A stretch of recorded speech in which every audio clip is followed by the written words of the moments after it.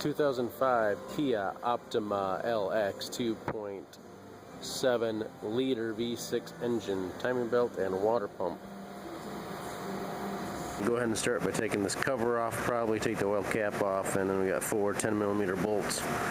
We'll take those off and then we'll move towards other things, probably lift up the vehicle and start draining coolant, because we probably will be doing the water pump as well. So get that cover off and jack it up and we'll start draining the coolant. So we got our 3/8 ratchet now in the auto tensioner here, and we're just going to push down on it right like that, and it's going to loosen up the belt, and then we can take the belt off. So we'll do that next. They want us to take the power steering pulley off actually, so we can maybe just take the pulley off. It might help to leave the belt on and at least loosen that nut before you take it off. We'll take this nut off as well, 17 or 18mm. Maybe use a screwdriver and put it through one of these holes and hold it in place. So I'll be using a special tool. We do have 4 pulleys with holes in them.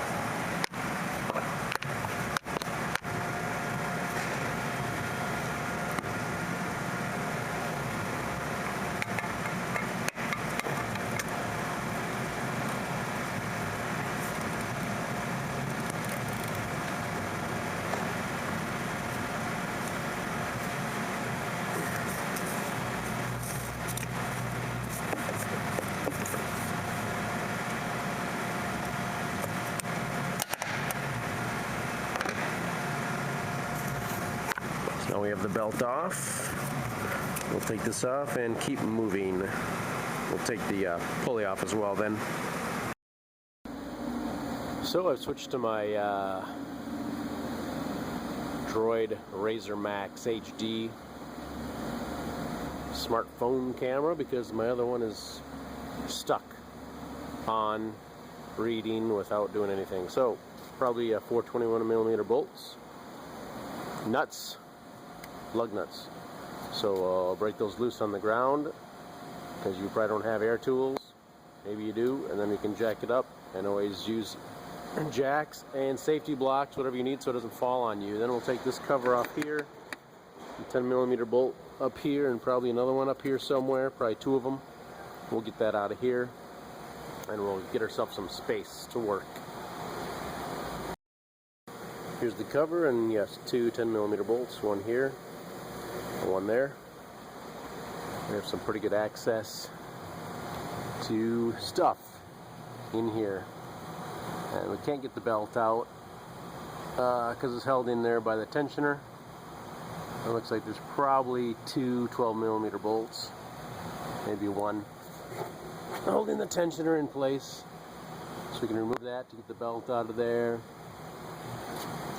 and maybe 17 or 18mm bolt and a 21 here.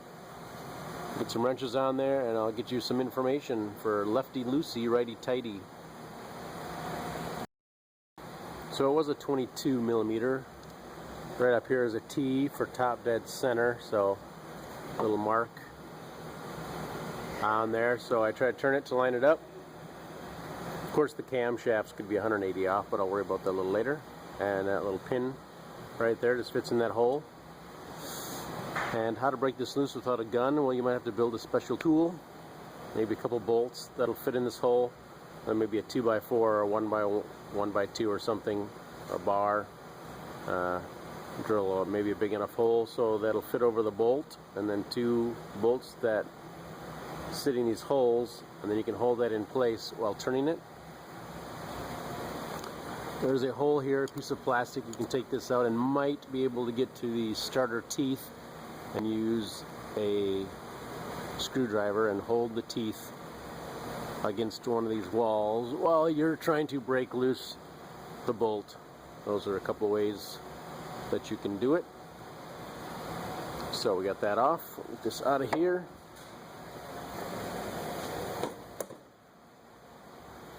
And then we'll keep going. You can see it'll be 10mm bolts for the timing cover. 17mm bolt for the idler pulley.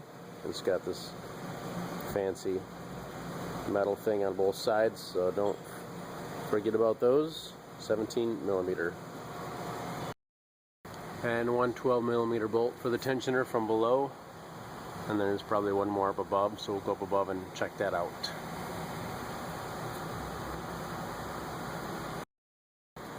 So yeah, just got the second 12mm bolt. We'll just go ahead and take that off, as you see, like this. And we'll take the bolt off and get the tensioner off. So we have the second bolt out, and it seems to want to drop down nicely to the bottom, so we'll just maybe go ahead and let it do that. So that's out. We'll get the belt out of here. Then we just start working on probably all the 10mm timing belt cover bolts. Just work your way around, and I'll probably give you a shot of that on the ground so you can see where all the holes are. We'll get the timing cover off. So here's a shot of the timing covers and their holes. Let's see how this overlaps on this one here. So those are all the bolts that you need to take out. 10mm bolts. Left to loosen, right to tighten. So I almost got the top cover out of here. Just a little more wiggling probably. A little finessing. But I was able to wiggle it between the power steering pump and the mount and everything. It does say, if necessary. I can't believe the instructions don't know if you need to do it or not, but it says if necessary you can support the engine with a jack and take this engine mount out. So it looks like it needs to be taken out anyway to do the timing belt, so I'm not exactly sure what they're talking about. Probably 17mm bolts, maybe 18 for these, and you need to jack it up with a jack, maybe support it with wooden blocks as well, and get that engine mount out of there as well. So we do need to get the engine mount out of the way. See the handle of the jack? Got the jack under the car, under the engine, supporting it, so we can take these off, and they are 17mm.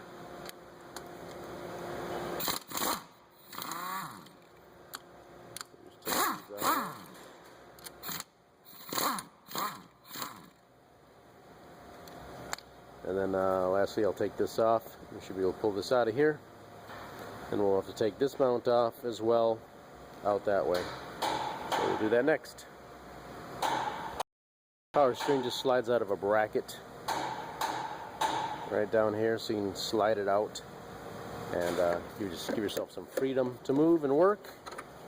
Get that bolt loose, just pull it out. That should mostly pull out like so.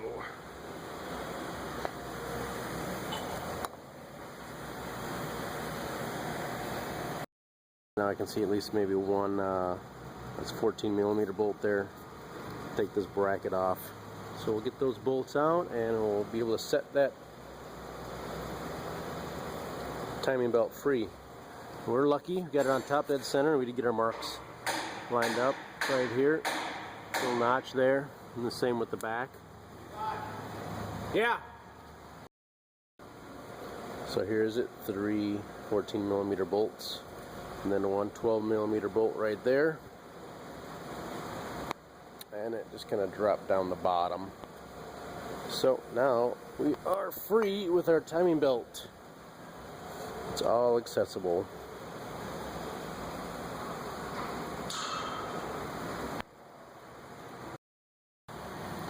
So we can use our 12mm wrenches and sockets and this timing belt off, because our marks are pretty well lined up. There's a dimple on this gear. There's a dimple that lines up with a line. You can kind of see it, I think, on the tip of my finger maybe. So that's lined up as well. I'll highlight it with some white out so it's really visible when I put it back together. I'm going to take these two bolts out here for this hydraulic tensioner, and that'll give us the slack so we can take the belt off. So 2 12mm bolts, take those off, pull that out. So then this is something you do need to collapse and put a pin in here so the pin goes through that hole and holds it in place. Just put it in the vise and slowly turn it. A little bit at a time. If you try and crank it down, you'll probably ruin it. Let's go down a little bit at a time. Now I've got an assortment of clips over the years. With getting new ones, they come with the clips, or you can use a drill bit, the right size. Make sure it fits in the holes first, and then just collapse it down slowly and put a pin in it once the holes line up. That's all you got to do for that. The belt is loose, so it should pretty much just come out. We'll go up above, but you can see it's loose and we can pull it off the top. Got these off. I think they're 14mm. Pull that off. You see it sits on a pin. Actually, there's a hole, so we're going to make sure, of course, we get that back in the right spot. Just put that on. Same with this one, because I am doing the water pump. Get this tensioner out of the way, and on this tensioner there's a washer in the back. All these tensioners always have a washer on the back, so you always want to make sure that you keep and know where the washer is. So there we go, tensioner. Now you want to make sure that swings freely too and is not stuck.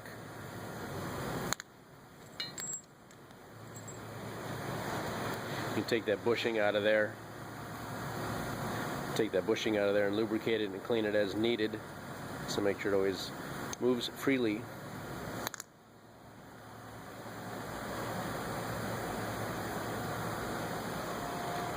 And I did not drain the coolant yet because I could not find a drain on the radiator. So I was going to take the water pump out and let it drain over here. Get a bucket underneath it. Looks like all 12mm bolts.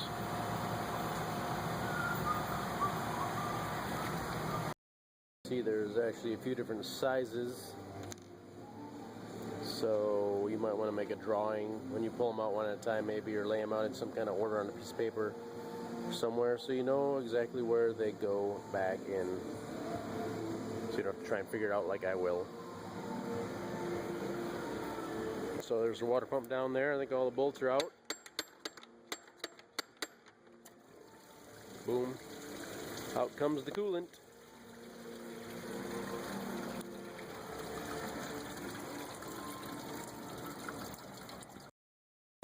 Now I did fight with the water pump just a little bit to get it out, as maybe you saw, but it's got a couple of dowel pins to help line it up.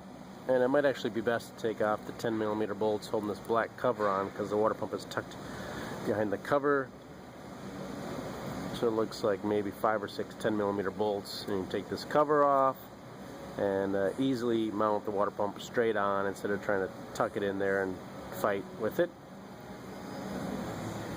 We just 2 in the front and 2 in the back, but we'll get that out and make it easier to install the water pump.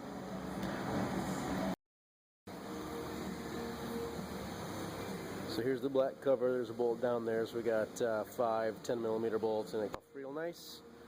We have wide open access to our water pump. So I had a nice metal gasket on there, so not a lot of cleaning, but if you have a paper gasket, you of course need to clean that all off with a scraper, razor blade, something. And it's nice that we got it clean now, and we can mount it straight on. And yeah. So we have our new water pump over here. Have a little adhesive. We use a little adhesive so the gasket stays on here. Might use a little bit of silicone, light coating around there to help seal things up. Sometimes we have problems with all new parts still sealing up properly, so that's just our luck or bad luck. So we'll get this mounted up.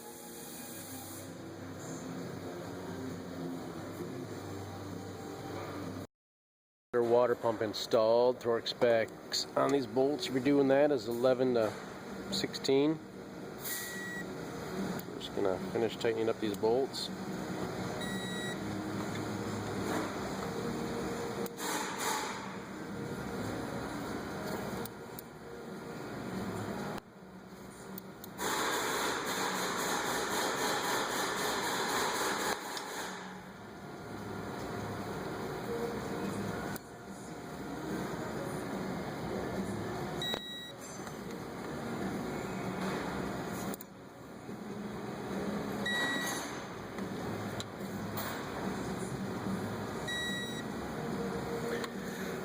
Just like that.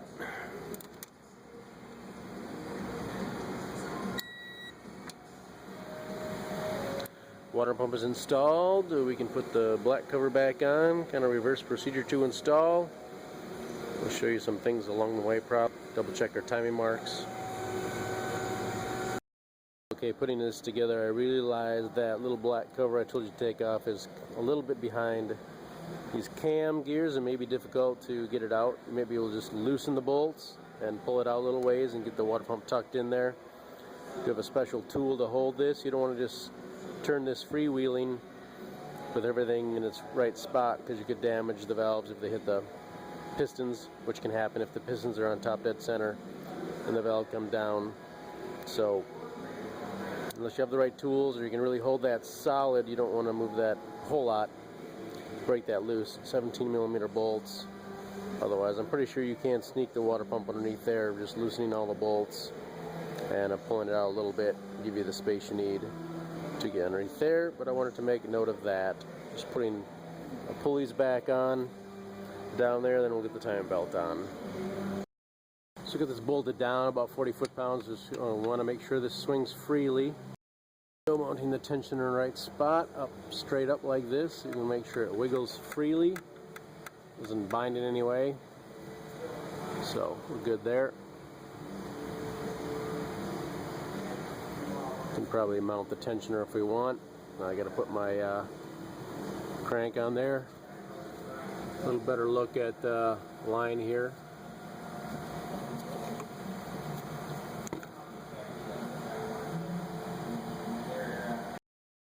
So we put the timing belt down below first on there. We wrapped it around here, then we're coming around here. Get our good marks lined up. I'm going to check for tension. It's fairly firm. We don't have too much slack there. I know I can turn that just a little bit clockwise and tighten it a little bit and get that mark really nice and lined up. Then we'll go around the water pump down here. Ooh. And then we'll go up and over this one. Looks like our marks are pretty close. Might have to go clockwise a little bit with that one too.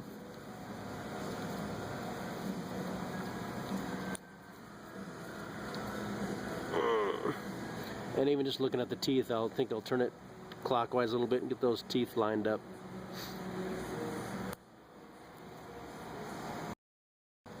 Okay, I did use a wrench a little bit. Now be careful, because where this timing mark is right now, if you go clockwise just a little bit, it's going to be spring clockwise. So it's right on the cusp, I would say, of springing to the right. So you just want to be careful with that if you need to make any adjustments.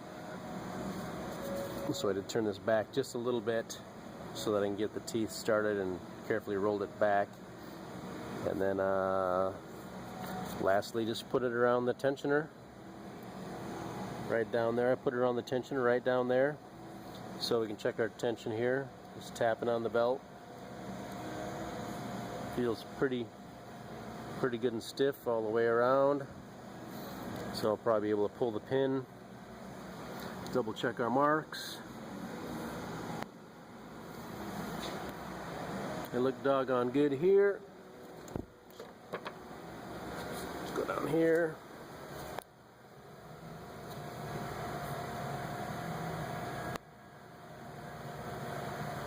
Looks pretty good. So go ahead and pull the pin. Ugh. pulled the pin. Now put the crankshaft pulley in the hole, and we'll turn the engine over a couple times, and we'll double check our timing marks before we put anything else together.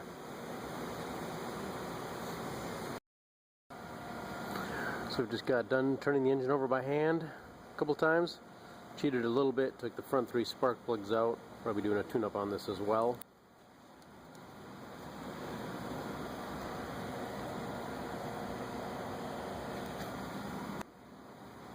You can say that the back, you can't see it, but the back's lined up as well.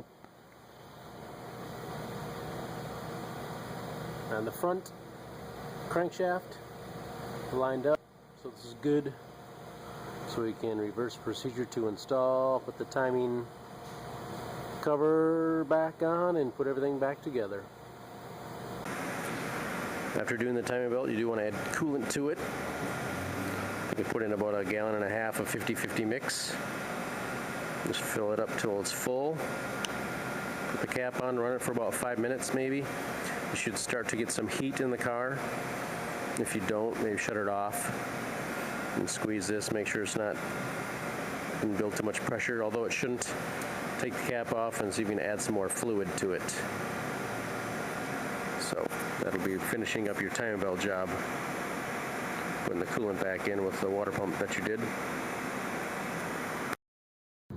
Now once you're getting some a little bit of heat, then you can let it run for a while, half hour, 45 minutes. You want to make sure the thermostat opens up, all that good stuff. You can take it for a little drive like I am, and go about 7-8 miles. Drive it, get everything up to operating temperature, get good heat, and you can park it, let it cool off for about 1 hour or 2.